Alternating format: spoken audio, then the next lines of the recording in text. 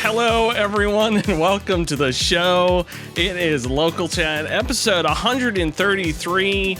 I am in a nice, cold apartment because my heating, ventilation, and air conditioning system is working, folks. Joining me this week is the incredible, the lovely, the voluptuous Ian Gibson. Hello, I am so happy not to be hosting this week. Thank you. It's much easier as a guest. It is much easier as a guest, as famed guest Chris Elliott will tell you. Pretty sure Will Crosby said voluptuous and not voluptuous. I said voluptuous, voluminous. You're full of volumes, Ian, from hatred to hate. It's only two volumes. On this topic. Hatred, which is his favorite video game. My self-filter is overloading. When's the fucking hatred LP? Hatred. Folks, we are here to talk about all things video games, all things lives, all things. But before we get started, we've got a brand new bit for you. It's called Chris Brought a Shitty Bit. What is it, Chris? I feel like you can call a lot of them my bits. That's a good name. So this is from my new list, new-ish. It's like a month old. It's called Real Thinkers. These are questions that are going to make you think. This one is called The Ghost. Would you rather have a ghost that only you can see and hear watching you every time you have sex or every time you poop? Either way, the ghost is very into it in a clearly sexual manner, and they make it very obvious to you specifically that they are into it. Okay, so to be clear, this bit is just would you rather. Not all of them are would you rather, but a lot of them are would you rather. One of them is gotcha. The other one is like, here's a list of things. Which one would you rather? No. We can do this here. This is real fast because Will's already answered this question. This one's called The Song. Do you think more people have had sex to Here Comes the Bride, Hail to the Chief, or Pomp and Circumstance? Pump and Circumstance? Well, circumstance. So my lists here are Here Comes the Bride, CUM. Okay. You do have to specify Anyways, this. Hump to the Chief. I will also accept Hail to the Clit. And the last is Pump and Circumstance. Yes. Anyways, back to the ghost. I think the ghost. The ghost. I hate to be the would you rather asshole who's like, there's clearly a better option, but I think clearly No, there is clearly a better option. Yeah, the sex it's one. Pooping, because I would much rather, if somebody's gonna be there being uncomfortably horny around me, I would much rather be as non-horny as possible. Insane. You're crazy. That's crazy. It's pooping. It's definitely You pooping. poop so much more than you Wait, have sex. does this include masturbation? That's fine. Yes. Can I touch the ghost? No, ghost is non-corporeal. So Will's into this. every question I've been asked, like counter is added to the list. The ghost is non-corporeal. However, the ghost will occupy a space if optional. So if there's like a cuck chair, they'll sit in the chair while you're doing it and watch. But can they objects around? No, they're not a poltergeist. Damn. But if they pass through you, you do feel like a little chill. Ooh, I like that. No, I don't need that around me Okay. at any point in time during sex. But Final. poop, I'll just be like, all right, just chill over there. Sex I'm is gonna be on TikTok, already and an then I'll be inherently done. sexual thing, so it's not as bad as pooping. I What, poop like twice a day if I have my coffee. What do they look like? They're like a fucking generic ghost. What do you I'd say want from me? random ghost. They're a generic ghost, like with a sheet? Yeah, sure. Like they're like No. you know what I mean. They're like the outline. What? Okay, fine. Oh. They're an I old like the idea. I like the idea of it. It's a random ghost Beetlejuice style. So Sure. however they Yeah. died, that's how they are. They're like human shaped. Yeah. They're not like sex. no, they're not. I see what you're saying. They're not like a bedsheet ghost where they're like the round thing. No. They're like the shape of a I don't person. know. See, I think okay. While you're having sex, do you want a random person there who is trying to actively participate by being visibly horny in it and Yes. is trying to cut in? No, I don't want that. Whereas pooping, I can just be like, I'm going to ignore you. I'm going to be on TikTok and I'll be fine. And then I'll be done. I feel like the worst part a about passive people activity. watching you have sex is that they can tell other people about it. and ghosts can't do that. So Go, Problem so solved. ghosts can't snitch. That's your problem. all of the people who have watched me had sex have had to kill them afterwards. So this is a great weight off my shoulder. I mean, that's better than them having to kill themselves after they've watched you. have Oh, they sex. try. They try. But I need that try. KD, man. I need it. It's part of it. We'll need Part of the sweet end. satisfaction, otherwise you can't finish. God, this is terrible. You finish? Not recently. Not with that cage. Folks, Oh, I hate that. moving on here. We gotta move on. I have a little thing in the chit chat section here, which is the section where we subtly chit chat about things before we get into the podcast. This is the scheduled chatting time. I've written GameCube. I have purchased, me, myself, and I, a GC Loader, which is a mod for the GameCube where you remove the disk drive and you plug this into where the disk drive was, and it has an SD card, and then you can rip all of your ROMs that you legally own and put them on that SD card. So I was like, I don't want to do it to my GameCube. Let me... Wait a minute. You did not do this to the GameCube, did you? No, oh God, no, not I was about to fucking come through the screen at you. Oh, you would. You have to dude. come? I did not do the So Panasonic GameCube. Yeah, Will has access to a silver Panasonic GameCube, which is very rare. Oh, Yeah, I no, would have. was I would concerned. have. I would have come to your house and kicked you in the dick repeatedly. No, I Exactly, bought yeah. I bought a console only GameCube off eBay that I sniped for $41. That works perfectly fine. It just doesn't have any cables with it because I don't need the cables. I'll just use the cables for my other GameCube. Yeah.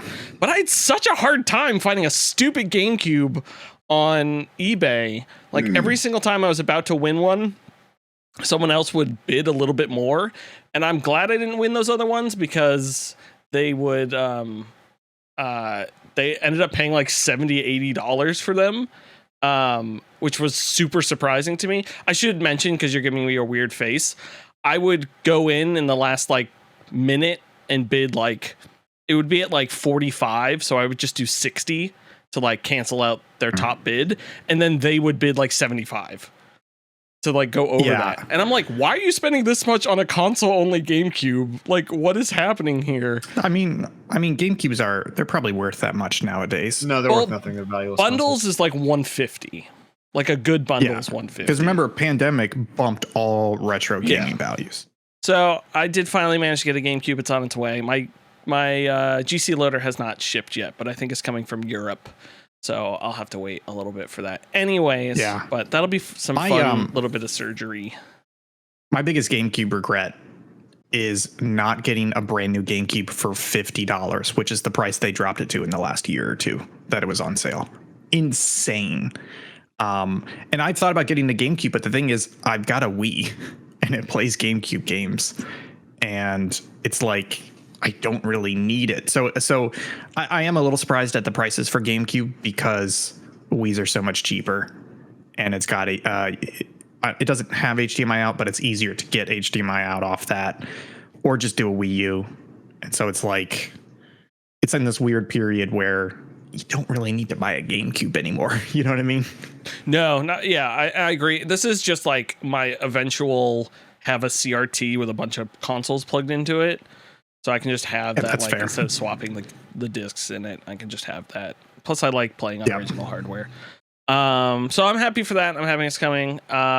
Next, here on this chit chat section, next bullet here, DC. I went to the Distribution of Columbia. That's not right. District of Columbia. I thought you were doing a bit. I thought I was too. Home of Ian Gibson and Chris Elliott. Home of the free and the brave, Chris. That's what I like to hear. America. We're all about America here. I talked about this on Tuesday. I think it was a little warm. It's the hottest weekend it's ever been in DC. I'm pretty sure. Saw all the cool stuff. Ian gave me the sick tip to go out to the Stephen Udvar Stephen F. Udvar-Hazy Air and Space Museum. Yeah, which was the giant hangar by Dulles Airport that had the SR-71 and the Columbia shuttle and the Enola Gay. And a Concorde. The Concorde. And it was funny. I was looking for a Concorde model there, which they have like the display model for $250, and I was like, no, I'm good. Why would I buy that? It's like they're always like that pressed aluminum, anyways. And today it was leaked that they're making a Lego one, which I'm extremely excited for. But it was a good trip. But the main reason I wanted to bring it up, not to talk about it, but was mostly maybe really want to play Fallout 3 again and just go see all the bits and bobs and stuff they did. Because I remember in 2009, I went to DC for like a trip, and I had just played Fallout 3, and I like went and saw all the cool stuff. So now that I've like been to them more recently, I just want to go check out all the cool stuff in Fallout 3. Plus, I had played New Vegas a while ago and Oblivion. There's a pretty decent mod, forget what it's called, but it basically allows you to treat New Vegas as like a new game plus kind of for Fallout 3. I have I have a Vegas mod that it just connects the two worlds. You can just like take a metro between them. Is it the monorail one? Yeah, they updated that, so now you can do a thing where like your character from 3 gets shot at the beginning of New Vegas in the head, which is what. So you lose some stuff, but not all of it. That's cool. That way you don't just mow through all of New Vegas because you're way too strong. I still want to stream the New Vegas mod that randomizes every door connection in the entire game. Oh, that's good. I still think that'd be super fun. And there's also another mod that just changes everything that I booted up, and the robot guy at the beginning was just a zombie and just talking to me, but with the same voice. So yeah, that was my DC trip. Chris, you have taken the dive. Ian and I are I would say Ian's on the shallow end of this. I think I'm in the deep end of this. And you have divination. The fuck is happening right now? Divination into emulation. Tell me about it. Here, I'll show you about it. I just gotta see when it turns on, so I don't have to hold it for too long. Garlic OS, the future is now. I bought Mario's this thing. OS. It's an RGX or RG35X. It's a Game Boy. Look at this thing. It's a fucking Game Boy. It can play games in glorious 480 probably p. But then I hit the back button and I go to consoles, and I have all of these legal consoles that I definitely own. Actually, I do own all of these in my house currently. Wow. Well, I own a Game Boy Color, which is a Game Boy. This thing's great. It cost me $60, and then I needed a micro SD card, which costs nothing. They're so cheap. I went and I was like, I'll buy a new one. I won't just use one of my other ones. So I was like, how much does a 256 gigabyte one cost? $16 US. Oh my goodness. Yeah. 256 gigabits. That's insane. In case you're wondering, I can fit every game ever invented between the onset of video games and the end of PlayStation 1 on the 256 gigabytes and have over 100 gigs left. Yeah. It's wild. Video games, small. Anyway, this thing is very cool. It emulates everything up to PS1, like I was just saying. Obviously, anything that was in the stick era of PS1 is a no-go, but anything that just uses the good old D-pad is good to go. Which is actually quite a bit of things. There's a huge list about it. It's actually somewhat interesting how many games don't use the sticks at all or don't need to use the sticks at all. It's got very good thok. Oh, here. The kids at home. Those good sounds. And honestly, it's just fucking cool.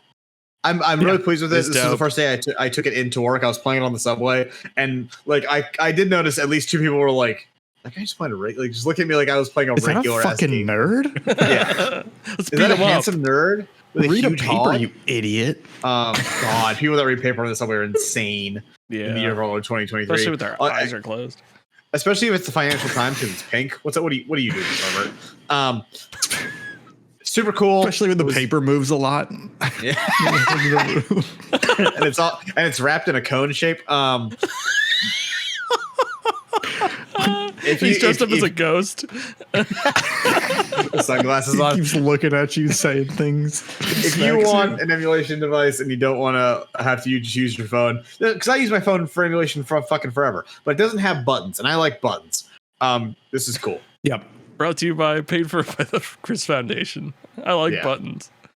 Yeah, emulation devices right now are crazy good and getting better all the time. It's also like I really don't mind using my phone, but also like there's just something different about having tactile buttons. Also, like it's just easier. Like I can't tap as good on a phone as I can, do like a T-spin on this or whatever the fuck. Yeah, exactly. The problem is too, I keep wanting to buy more emulation devices.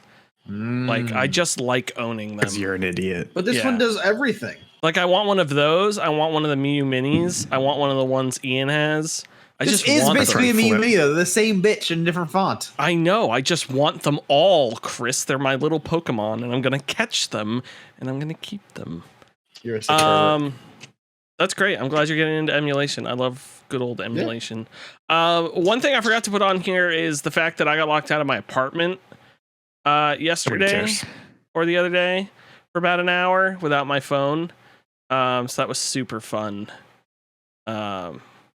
I just wanted to say that happened, and I wanted it to be out there. That happened. It was scary and it was tragic. Okay, moving on. It is time to talk about the video games we have been playing this week. Ian Gibson, why don't you start it off with a game you claimed not to be playing, but you actually did play? I don't know what you're talking about, but first game on the list is Cook Serve Delicious 2. You guys familiar with the Cook Serve Delicious series? Not even a little bit, but it's a great name. Tell me more. It's so good. Yes. So I picked this up because Maggie's been obsessed with Overcooked 2, and I'm overcooked out. And I was like, I've always wanted to try some Cook Serve Delicious. It's basically similar to Overcooked. You're running a restaurant. You have certain items that you need to make within a time frame. People are coming in. They're giving you crazy orders. I think what this game does really, really well is its control scheme. So if I can take you on a journey for a little bit and kind of describe what's happening, it's worth describing because it's pretty unique. Okay, I'm imagining. Go ahead.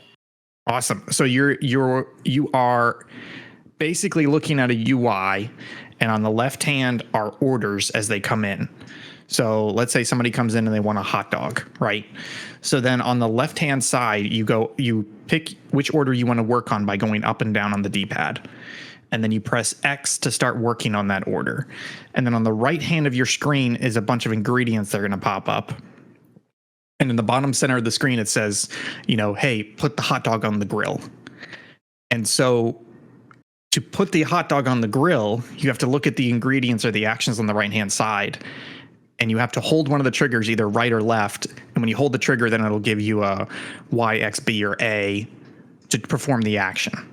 So, for example, for a hot dog, I'd hit X to go into the hot dog order. I'd hold down left trigger. It'd say Y to put the hot dog on the grill. And then I'd let go of the left trigger and I hit A and it would cook. And then it would go for a timer. And then it would come off the timer and I'd go back into the order and it'd be like, I want a pretzel bun, ketchup, and mustard. So I'd hold down left button. I'd hit a Y for pretzel bun. And then I hold down right trigger. And then I hit X, Y for ketchup and mustard. Let go of the triggers, hit A, and I serve the order. It sounds complex and chaotic, but the UI does a fantastic job of constantly putting these button presses in front of you. And you start to build this muscle memory that is fantastic. Like I know that when I have to do a toilet, because every 60, 90 seconds, you got to flush and clean the toilet or whatever. It's just like X to start the toilet, right trigger, YXA, let go, A, boom, done. And so you get this muscle memory where you're just like whipping these orders out. And it's lots and lots of fun. Wait, why did you have to flush the toilet? Because you run in the restaurant. So they're like, take out the trash, clean the toilet, refill the cockroach trap. I finished. Oh, okay, it's clean the toilet. That makes way more sense. I thought you were saying that this game canonically has people that don't flush the toilet, and you have to go fix that. No. You have to do that. I think what it is you like wipe, then flush. Because there are two actions with the clean toilet, so I think it's wipe flush is what it has you do. Interesting. But it's just so cool that they built this whole control mechanism for it, and it's so unique and it works so well to the point where you start to get that muscle memory. So even though, like I said, cleaning the toilet is like 5 button presses and you have to hit it exactly in that order, but you get used to it that now I can do it in like less than a second when it pops up. And the food looks so cool. The style looks so good. There's like at least 100 different food items that you've got to cook, and each one of them is pretty unique in terms of its recipe. And there's different restaurants, and I'm like decorating the restaurant, and it's fun. Like the co-op is basically just you have more people doing stuff on the screen so they can do multiple orders. The other cool thing this does is it has something different from Overcooked called a holding station or a heating station. So, for example, the hot dogs, right? Somebody orders a hot dog, I can cook that hot dog for them right then and there. So they come in, they want a hot dog. I put one hot dog on the grill, I wait 20 seconds, and then I make the hot dog and serve them. But if I take some time at some point throughout the day and I go to the heating station and I put 8 hot dogs on the grill, those hot dogs will stay in the heating station all day. So the next time somebody comes in and wants a hot dog, I'm like, boom, got the hot dog done. All I have to do is condiment, bun, and you're done. So it does serve you old hot dogs. Yeah. I think there's a timer on some of this stuff in the heating station, but it's just a lot of fun. Like it's the whole, it just feels like a much better iteration on the like Tapper Overcooked genre. I don't know what that is, like the service genre, but it's really cool the way they've the Diner Dash likes. Exactly. So highly recommend it. If you shut the fuck up. If you like Overcooked at all, try out Cook Serve Delicious. There's 3 of them. I think they just announced the 4th one, but based on what I read, most people said 2 is like the best entry point to the series. And they just remastered the first one.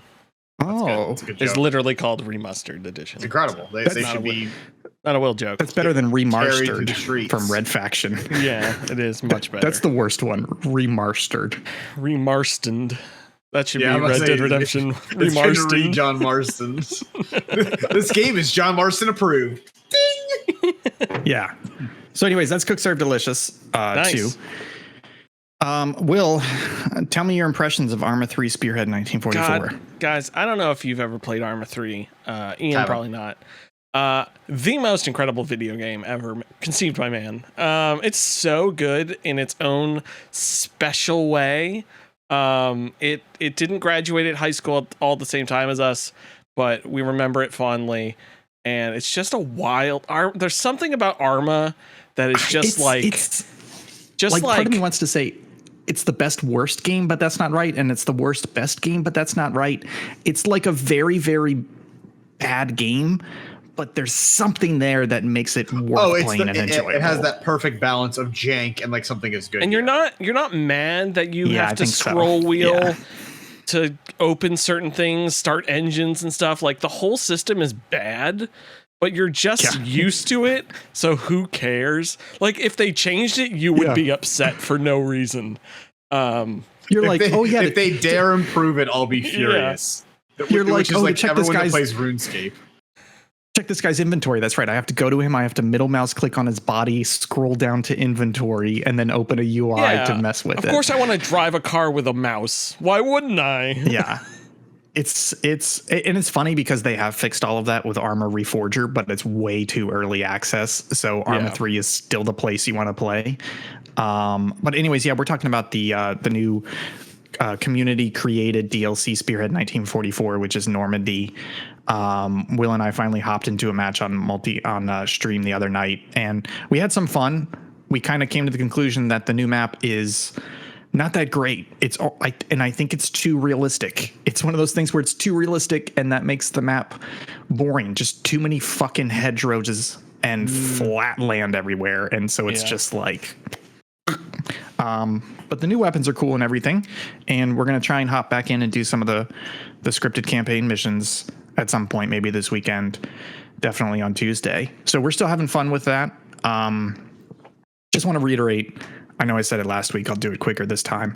I think it's so fucking cool that a developer for a game that gets a lot of mods like Arma 3 went to one of the most popular mod teams and said, hey, let's work with you, give you all the resources you need. You're going to make our next DLC basically, and it's going to have your credits all over it, etc. And it's basically going to be a dev sponsored total conversion mod that we sell as a $20 DLC. And that's so fucking cool. They've done it, I think, 3 times now with community DLC, and it's hella cool. It's smart. I was looking through, I was downloading more stuff, and then I was looking at DLC of the DLCs I don't own for Arma. I was like, what if I bought all these? It's like only like $70 now. But the problem is, I've done that, but every time I look at reviews, people say like 10 of them are fucking worthless. Like, there's nothing in them. The only reason I want them is there's like some great mods, like mod packs that just need 1 or 2 things from them, and which is super annoying. Like that zombie mod I sent through. It's like, I really want to play this, but I need 4 more pieces of DLC in order to play it. So it's like, you should buy the Vietnam one though. The Vietnam one was very good at launch, and apparently they've added a whole bunch of stuff to it. The final thing I will say, I almost forgot about this. Speaking about mods, I did find a tool that somebody had made, which basically lets you pick a location using, it's not Google Maps, it's OpenStreetMap. It's like an open source Google Maps alternative. You basically draw a square somewhere, anywhere in the world, and within like 3 minutes, it dumps an Arma 3 map for you with buildings and trees and streams and roads populated. So like it literally took me 10 minutes to get it set up. And then it was literally like 3 minutes to turn around a map of my neighborhood, of Will's old neighborhood, of like one of my childhood homes. And it was just like, it wasn't perfect, but some of it was working well enough that I was like, yeah, I can make a mission off this and it'd be hella fucking cool. And it's always cool to see. Well, sorry, let me put it this way. I think a lot of people are like leaning hard into like AI machine learning and language models, etc. But for me, I think where computing power makes the most sense is kind of taking all these different open source conglomerated data sections, whether it's mapping or language, etc., and using that to build a tool that just shortcuts a shitload of pipelines and gets you a usable product much, much sooner. So for Arma 3 modders, instead of having to custom make a map every time, they can go, hey, I know there's this really cool part of Yellowstone that I was there last year. Let me just pick that section on the map and I'll have that as my canvas and then draw on top of that. And it's just so fucking cool to see that.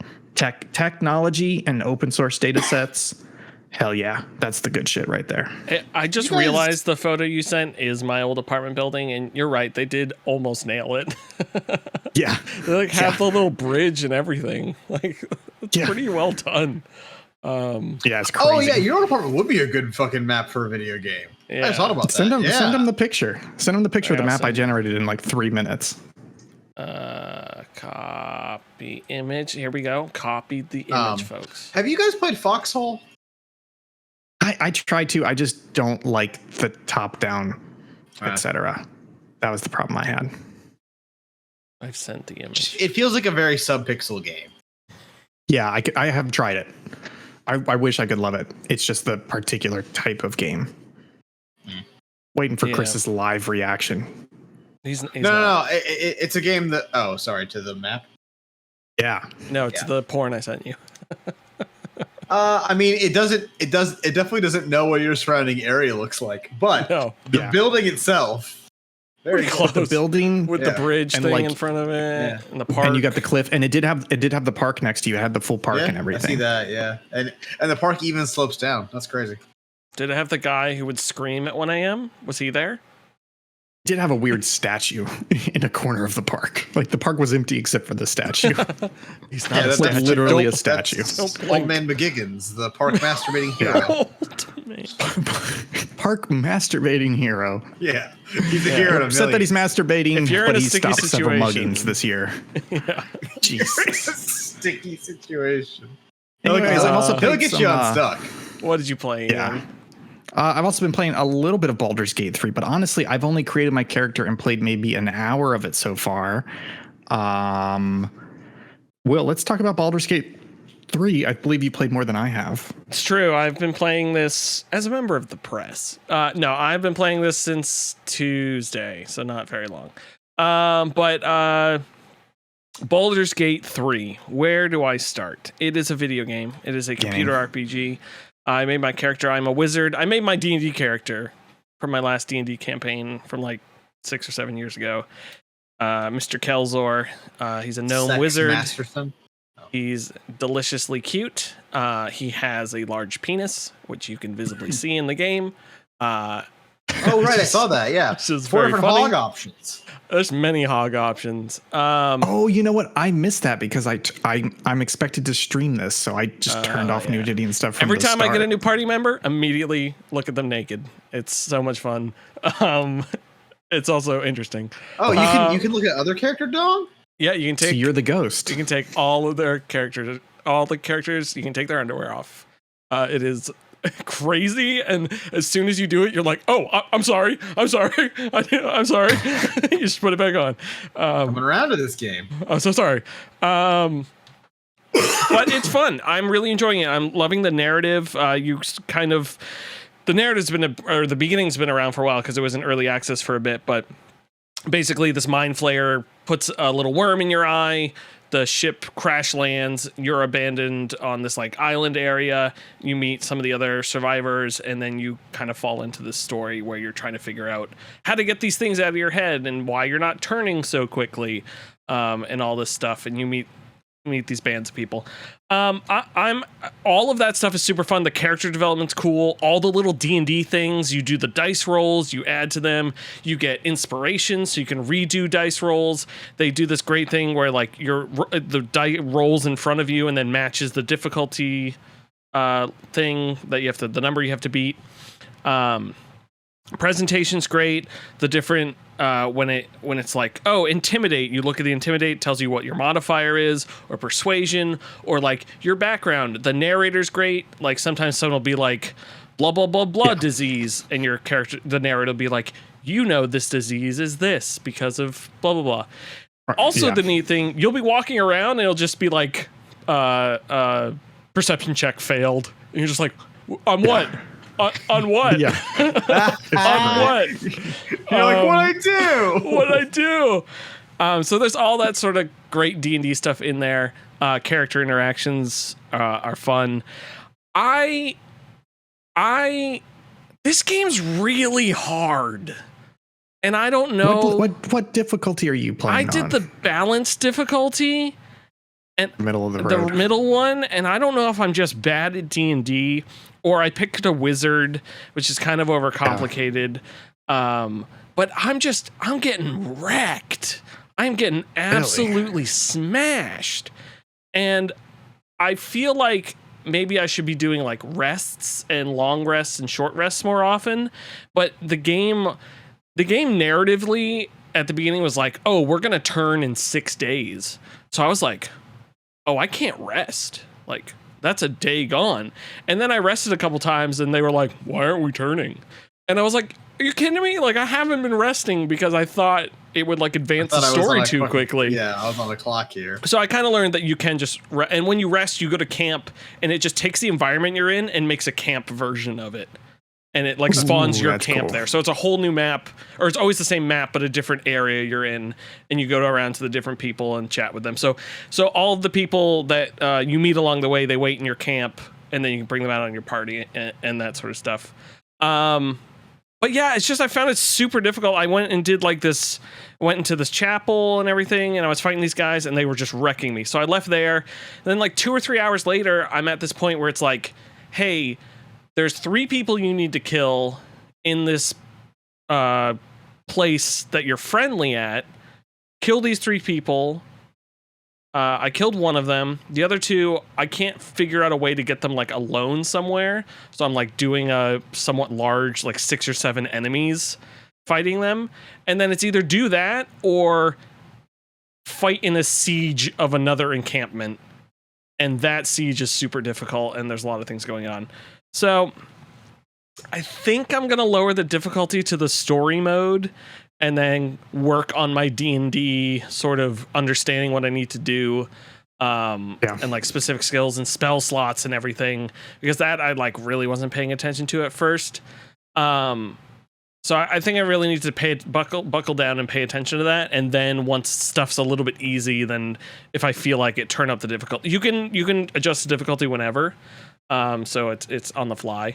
So that really helps. But that aside, every situation I've been in, I've been pretty much able to resolve by talking. There's plenty of outs if you accidentally like agree. Like I agreed to a lady to probe my mind.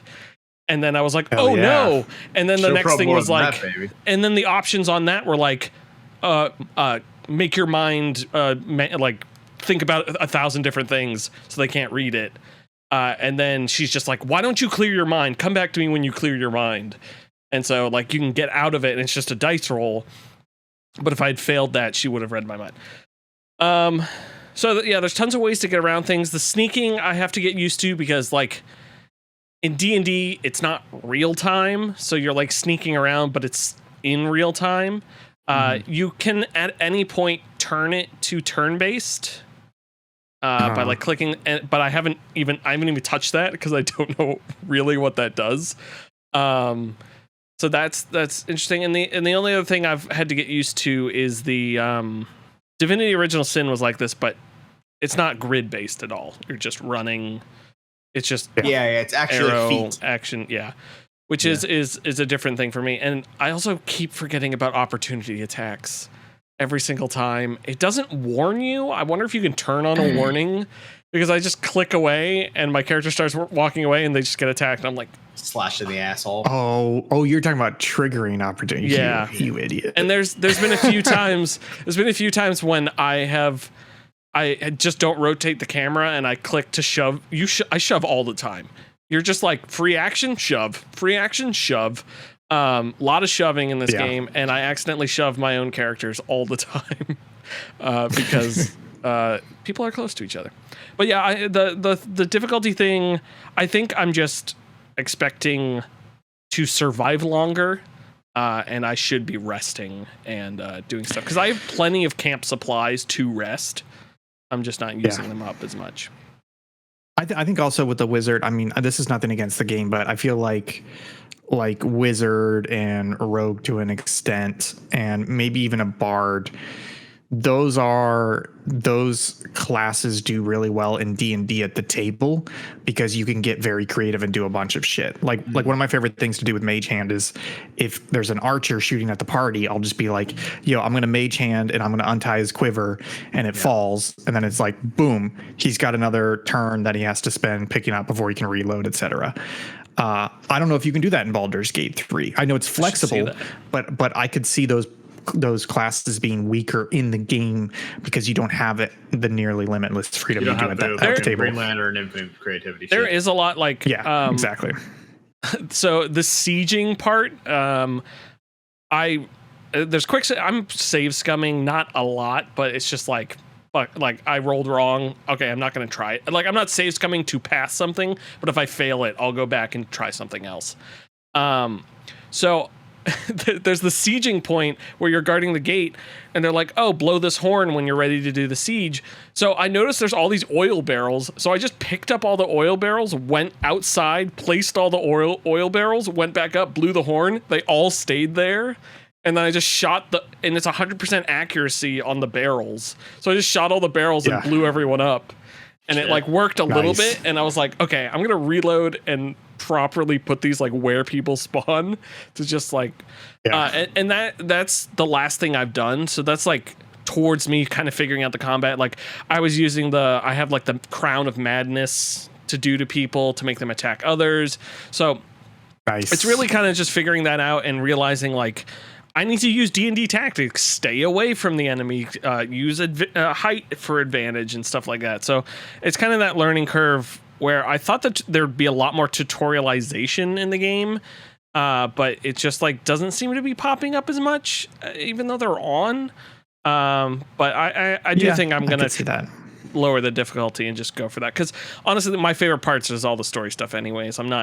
I did want a little bit of a tactics game. Like I've been searching for that, and this is filling that itch without but being too difficult at the same time. So I think if I tone that down, it'll be a little bit better. I think I bounced off Divinity Original Sin 2, nothing against it. I just couldn't get into it. Didn't seem like it was for me, and there's a bit of a learning curve there.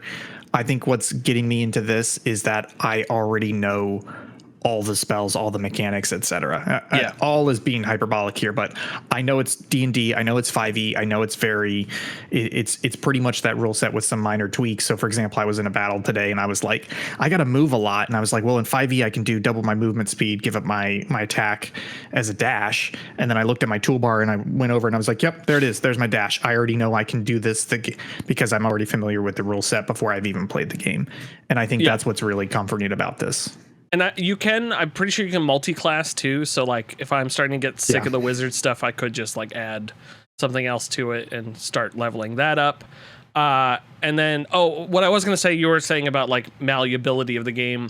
So like blew up enemies love to chuck grease at you, which makes you like slip and fall. So the grease is on the ground. And then if I love greasing you up.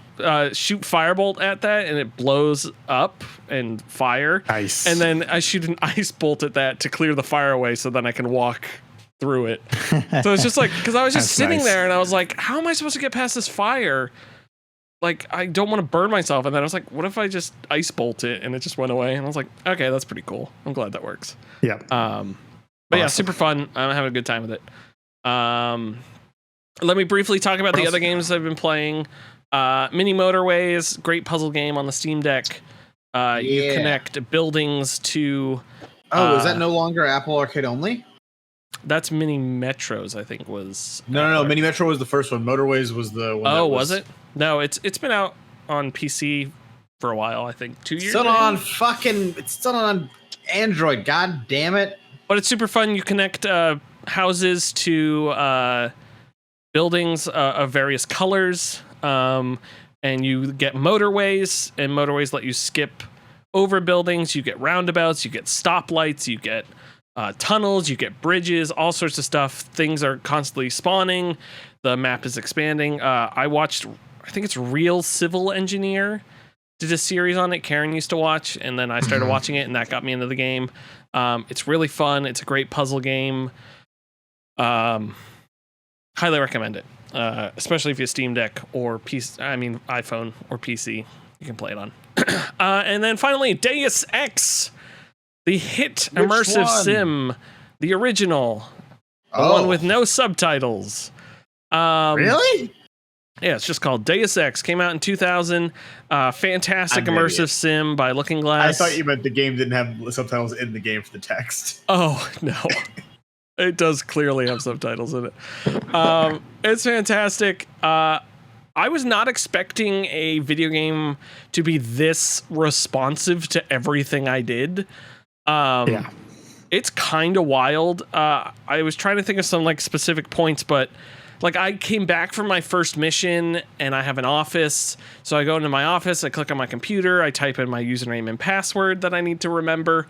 I then check my email. I have an email from my brother saying, hey, you're going to hear some things about me. I didn't do this, blah, blah, blah. And I'm just like, what? Paul, what are you up to, boy?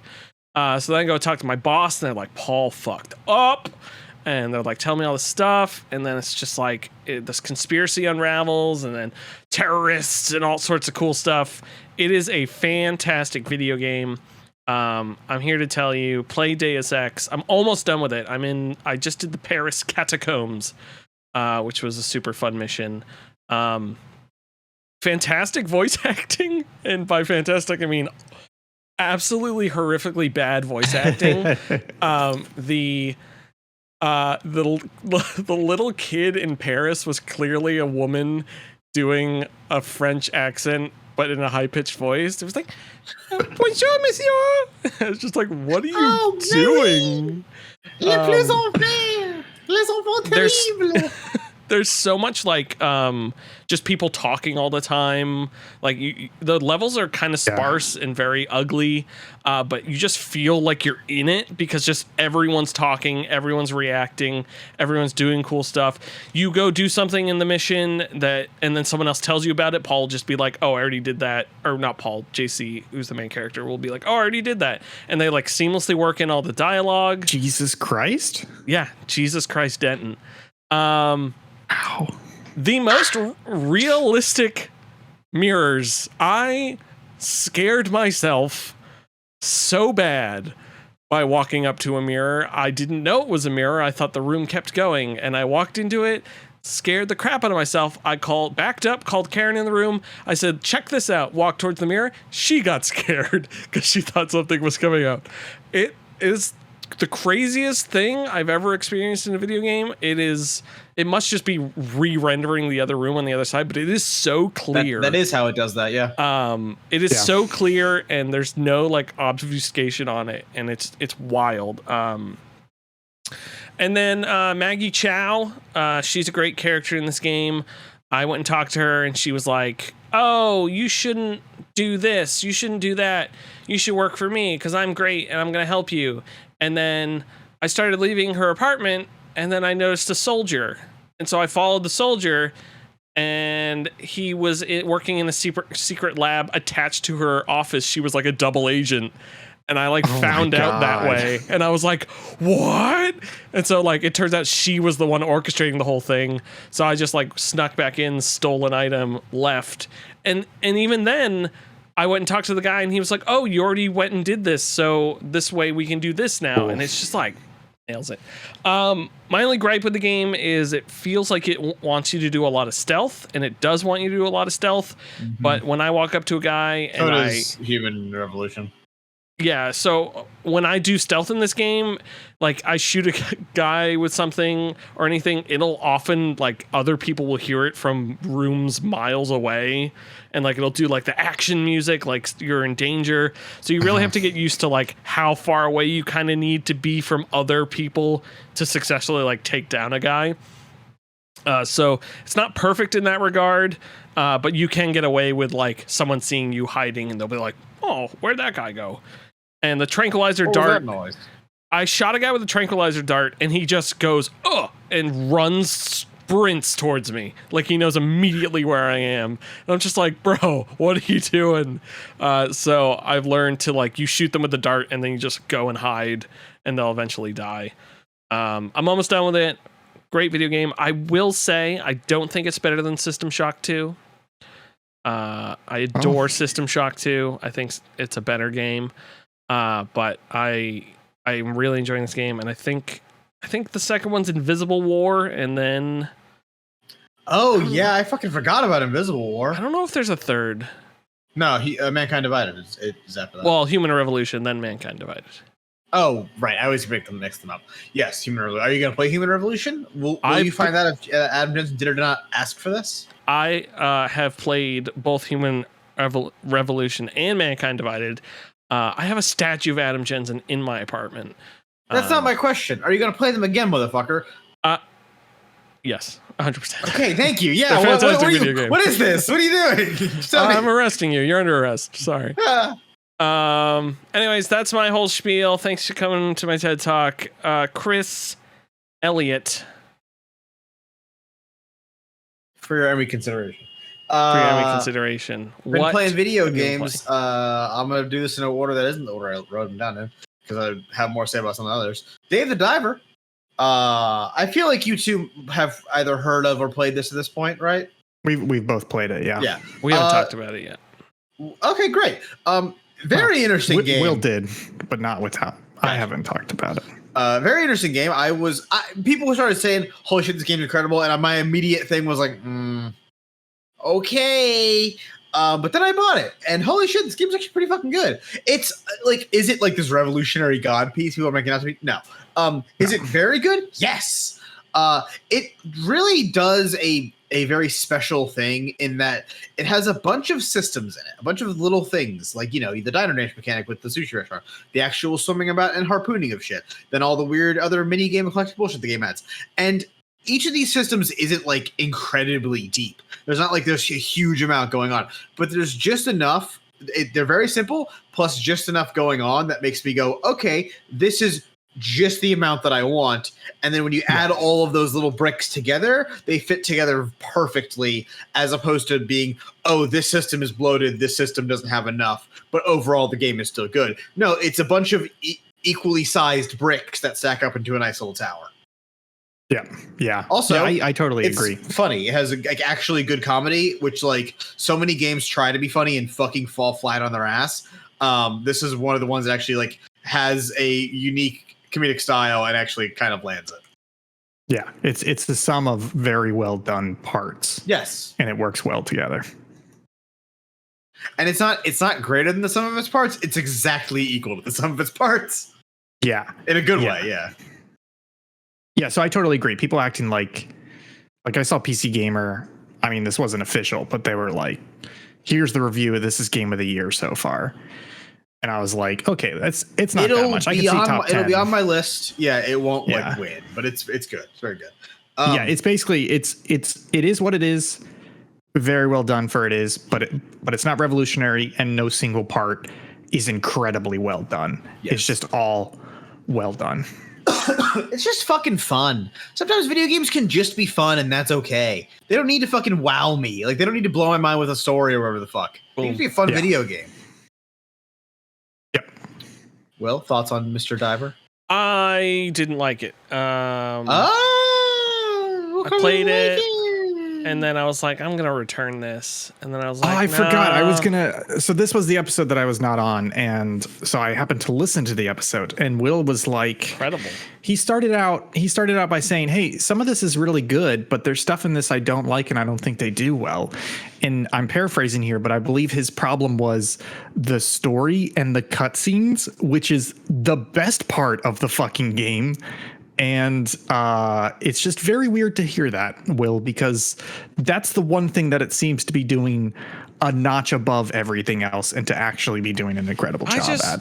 I wanted to fish and run a sushi restaurant, and they kept talking. And I was like, shut up. Like, the only good cutscenes was when you like unlocked a new recipe or something, and the chef got to do wild. Yeah, when he got to do stuff, that was awesome. But everything else was just like, shut up, let me go fish, let me do stuff, like talk to me while I'm doing stuff, that's fine, but stop interrupting me while I'm trying to do all this different stuff. Man ain't got no taste, folks. I apologize. And it just felt like you were too much doing the going in, then the restaurant, going in, the restaurant. Like, it was just like too much happening. I don't know. I didn't like it. But I have 4 stupid hours in it, so I couldn't even return it. Not game of the year at all. Game of the butthole. Although honestly, though, this year's just too fucking stacked. This would have been top 10 material last year, year before that, etc. There's just too much good shit this year, so it's getting a bit lost. Yeah, Factorio came out this year. It's weird how it comes out every year. It's fucking crazy. Yeah, it's great. Mega Man Battle Network. We're playing it on this. Mega Man Battle Network. Okay, let me ask you, what is this game? Which one is this? What's the style? Because Mega Man's all over the fucking place. Yes, it is. As a franchise, is a goddamn mess, and that makes no surprise considering Capcom is behind it, and it's always Capcom's fault. Mega Man Battle Network is a... Deck builder is such a weird word to describe this game, but there is a deck in it, and you do build it. Wow. It is a I just pulled up my thing. I'm gonna try to get into a fight to demonstrate the way the game plays. Turn-based deck builder. No, there is turns, but it's not turn-based. So is this gonna focus good? So this is a podcast, right? Barely see. Yeah, whatever. It's not gonna work. Anyway, you go into you walk around a world like video games. You get jumped by enemies like any regular RPG. Okay. You are presented with a menu that has chips, which are cards, in it from your deck. You then pick an amount of them. What you're allowed to pick varies for reasons like what kind of card and shit like that. And then you go into a little like jumping around like on a 9x9 grid that you are a little person on, and you have to maneuver, and there's enemies maneuvering on the opposite side of the screen, and you have to shoot them with your gun or use your chips to kill them. Oh, okay. If anyone watching or either of you two has seen / played the game One Step from Eden on Steam, it like came out a couple years ago. It's a love letter to these games. Weeaboo over here. Yes, it's weeby as shit. Yeah, that's what the game is. It's inspired by Mega Man Battle Network. It's like, you know, that is a lot more like high paced and like I'm trying to make a competitive game here, not a game for children. Like it is, it's like a quick game where like you are fighting dudes on the side of the screen. You have to use your cards and like while maneuvering and also using like your gun and shit and dodging their abilities and shit to kill them. It's a very, I mean, it is very unique is a bad use of words, but it is a unique, like actually unique. There's no other game like it except for a game that is made literally to ape its style that does this kind of combat, which is why it's kind of hard to explain. But it's really good, and like playing it on this again. It recently came back out on what do you call it? They did a remaster of all the games. There's like 7 or 8 of them in this franchise. That's the one that came out on Switch, right? Switch, PC. I think it's like Xbox too or something like that. Gotcha. Yeah, they're all on there. It's really unique and really good fucking game. Also, it's got Mega Man music, so the music slaps. Yeah. I mean, it's just good chiptune music by that one, whatever that guy's name is. And it kind of like it is yet another thing that makes me so annoyed that they have fucked the Mega Man franchise so hard because of how good this game is, or these games are. I should say, there's a lot of them. And yeah, it's just like, hey, go play these. They're so good, and you can either download them illegally or get all of them for $20, which is well worth your $1. What Cool. What console did they originally come out on? Game Boy Advance. Game Boy Advance. Okay. And then there was they made a second, like a sequel series that was on the DS, which was fine. It wasn't as good, but it was fine. Cool. $60? No, thank you. Is it really? Yeah. For the package of all of them? Oof. That's crazy. That's Wait for it to go on Nintendo sale. for you. That's Nintendo for you. That's Capcom.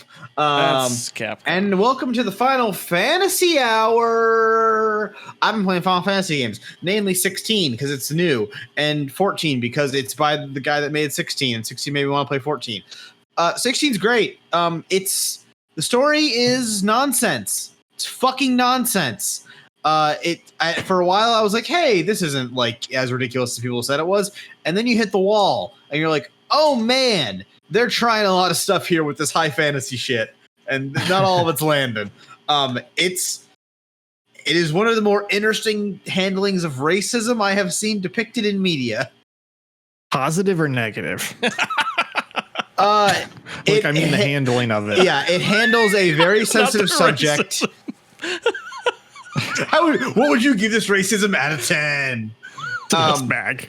It is some of it. It's such a weird way. Like, oh god, they handle it in an interesting way. I can't call it good.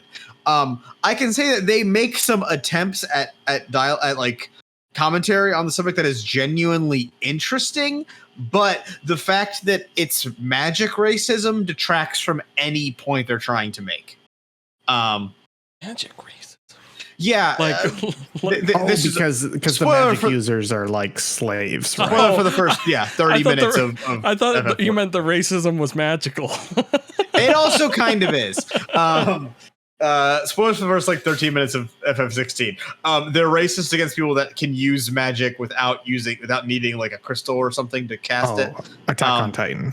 Gotcha. And they basically. Sure, I don't watch anime. I'm not a fucking nerd. Yeah, I don't watch Japanese cartoons. Nerd. The racist against people that can use magic, they basically enslave them. Great. It's so odd, and I understand. You probably remember the whole thing of like, there's no black people in this game. Getting to the point, I understand why they have done that because of the handling of some of these topics. Because they can only have one form of racism in the game. Yeah, they can't possibly tackle two forms. Well, it's the second form. It's racism's second stage. It's got another health bar. What about all the black magic users? That's why Okay, we're running off track. Yeah, no, but weird. like a lot They of don't the have black things they mages. say, a lot of the things they say directed at Magic users. If that Magic user was a black person, that would be taken out of context and be put on news articles about video But this games is a for the Japanese- next 100 years. Oh no. Yoshi P didn't want to put black people in it. Probably because of racism. Let's put that but also, I understand why he thought he could get away with that, is what I'm telling you, based on the context of the game. Japanese people, they're racist. They don't give a shit. Anyway, the game is fucking gorgeous. Of course, it's a Final Fantasy game. So Nobuo Uematsu absolutely brings the fucking heat on the soundtrack. If you love some JRPG-ass bullshit with like fucking full orchestras playing dope music while two big, not robots in this case, but like giant things just fucking beat the shit out of each other, this is for you, dog. Also, it looks really good. The engine that FF uses, the Ultimate Engine, what the fuck is that thing called? Whatever. Their engine Decima is so fucking weird because it simultaneously is ugly and beautiful. Like it's so bad at making people, but it makes everything else look great. I don't really like buildings, environments, particle X, gorgeous. People, the stupidest fucking faces I've ever seen in a video. What if people are ugly? I mean, yes, but also make it hornier. If everybody in the game is racist and racism is morally ugly, then therefore the people should be ugly. The guy who voices Sid has the hottest voice in video games. And if you play Diablo 4, I think he's the bad guy in that. Or he's the guy with the very deep voice in that. Lilith? No, he's the guy with the very deep voice. I don't know. That game sucks. I haven't Let's played talk Diablo 4. I don't know if I can say It's bad. Oh, right. Diablo 4, I've played that. If there's a man with a very deep voice, he's in Final Fantasy 16. Yeah, his voice he is goes, hot. he's the Game of Thrones guy. Yeah, he's great. Oh, Yes, he is the Game of gotcha. Thrones guy. Yes. Fucking hell. You can walk over there if you want to eat a baby.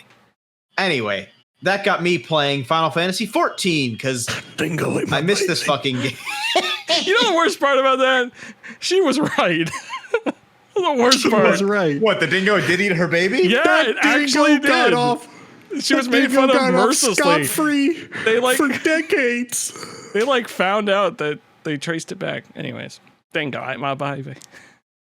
Final Fantasy 14, Fucking A Realm Australians, Reborn, man. Heavensward, Stormblood, Shadowbringers, Endwalker. Okay, wait. Before we get into this, you've played this game before, or is this your first time diving in? Oh, no. This is my second, technically third, but not really. Second time diving in head deep. I played it originally for when Heavensward, the first expansion, came out until the end of that expansion, and then the end of the next expansion, Stormblood. That's like the period I played it in, getting on every single day and playing the video game. I played it for a couple days with you, Chuckle Fox, when you were doing famous stream series Server Quest, which I don't think you guys ever made a video about 14, did you? It was a stream. I think Yeah, it was a stream. streams. Played it then. We all stopped playing, so I stopped playing. Recently was like, yo, I want to play 14 again. 16 got me wanting to scratch the itch. I convinced Vic to play it with me, which was perfect because then I convinced a bunch of other people to play because Vic and I were both playing. I have such a weird relationship with MMOs where I actually kind of fucking hate MMOs. I famously don't like WoW. I play a lot of RuneScape. This motherfucker over here. Yeah, well, I not even saying I don't like WoW is even proper. I've never played WoW. It's too really. racist for him. Yeah, too right. No, too, it's just, too many races. it's just, I know that you're fucking addicted to RuneScape and hearing your history of Final Fantasy 14, and then you're like, well, I actually don't like these games. I just play a shitload of them. Well, so the thing is, I try a lot of them, and I always just can't play them. Like I tried Terra, I tried Ian Aeon, I hates tried. jerking off. Yeah, I can't stop. I hate having ghosts watch me have sex. Ghost keeps edging me on. why does it hurt so good? Me, my jerk, bro. Any fucking way. Call the group. I'm playing FF14 again. The game is excellent. More people That should game's so play good. it. You made me reinstall So it after good. last board game night, so Yes. I'm just going through the fucking story and just playing and just shooting men. And God, is it good? It's just good. What's your class right now? Red mage. Speaking of, I don't choose black or white mage. I go in the middle, which is red. I think that's what I was too when I stopped. I was halfway through Heavensward, I think, when I stopped. No. You don't unlock red mage till the end of Heavensward. What's the mage you get? Did you have a staff? Yeah, I think I did. If you had a staff and you were a damaging mage, you were a black mage. If you were a staff and were a healing mage, you were a white mage. I was a minor. Yeah, that's what it was. Black mage is the classic, fireball, lightning, shit like that. Yeah, that's what I was. Also, that's something. Yeah, two or three quick things I want to talk about FF14 that makes it why this game I think is so good. The biggest problem I have with pretty much all MMOs, RuneScape included, is I just want to fucking get on the video game, join a party with my friends, and go do an activity. That is the hardest thing for so many games, not even just MMOs, so many games, period. 14 is so good about that because there is a fucking button. It's you on your keyboard that gives you a list of things you can do right now with your friends, and there's a button that says join. So all you have to do is be with your friends, hit that button, hit the join button, and you're in. You're in a dungeon, you're in a trial, whatever the fuck. Fuck friends, because I did that a lot. You don't even need to be in a party. You don't even need to be in friends. Yes, you just hit you and boom. You got plenty. It'll also match you. Join. Yes, it'll match you with randoms, which is a good system in general because it uses a thing called leveling roulette as a daily thing you can do. It gives you a bunch of experience for doing it. That's your reward. What it does is it matches you with people that are currently trying to find a party to do a dungeon. So say I need to do X dungeon for my quest, my main story quest to go in.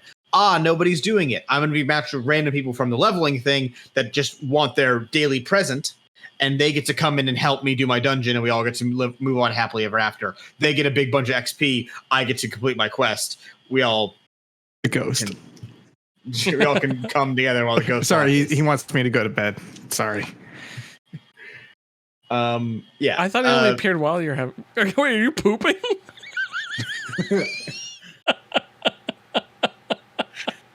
I chose both. Sorry, no, he can't. Ian has two different ghosts. Wait, what if you poop while you're having sex? Does he two ghosts? That finally kills him. It's a free foursome, yeah. Oh well, I'd never have a ghost then. Chris, I will say my favorite way to play MMOs is. And the best thing about Final Fantasy XIV was all the fun jobs you could do. You could be that was the other thing I was going to talk about. Yeah, you could be a miner, ER, engineer. No engineer, but yes, go on. Well, World of Warcraft. Be a cook. That was my favorite part. Tailorer, shoe shiner. That was my favorite thing about that game. And the fact that you can do all that shit on one character. I don't have to make a fucking different character to be a goddamn archer if I want to be. It's such a good system. Also, I love gathering and crafting in MMOs. I know a lot of people hate it. I'm doing it currently, right now. Well, not right now because I'm talking to you fuckers, but so I'm currently doing in the game is leveling up my gatherers. Oh, I feel like Final Fantasy XIV's whole design ethos is basically hey, what if MMOs weren't assholes to their own players? And then a lot of that just bleeds through where it's yeah, you can do that. Yeah, you can do that. No, you don't need a new character. And yeah, it's you can still do that. Yeah, you can do that. Kind of an asshole to its characters or to its players, which speaks to how, in general, the genre is fuck you.